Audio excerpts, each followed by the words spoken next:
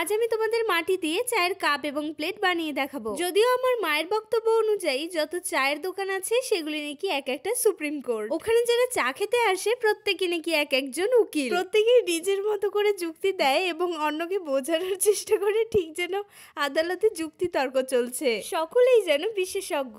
এবার তোমরা ভাববে এই চায়ের দোকানের এত কথা আমি কোথা থেকে জানলাম। আমি এই সমস্ত আলোচনা ঘরে শুয়ে শুয়ে শুনতে পাই। ভোর 5টা দিয়ে যে আমাদের বাড়ির সামনে যে সুপ্রিম কোর্টটি আছে সেখান থেকে শুনতে পাই। সেই কি টান টান উত্তেজনা! এখন তো কি বলবো, আমাদের বাংলা জুড়ে যেটা চলছে। যাই হোক, সব থেকে মজার একটা কথা তোমাদের সাথে শেয়ার করি। আমার দাদু যাওয়ার মধ্যে একটু চায়ের দোকানেই যায়, আর দাদুকে যখন কেউ খুঁজতে আসে তখন মা বলে দে কোর্টে গেলে দাদুকে পেয়ে যাবে। আবার বলে না না ও কথা বলিস না, বল চায়ের দোকানে গেছে।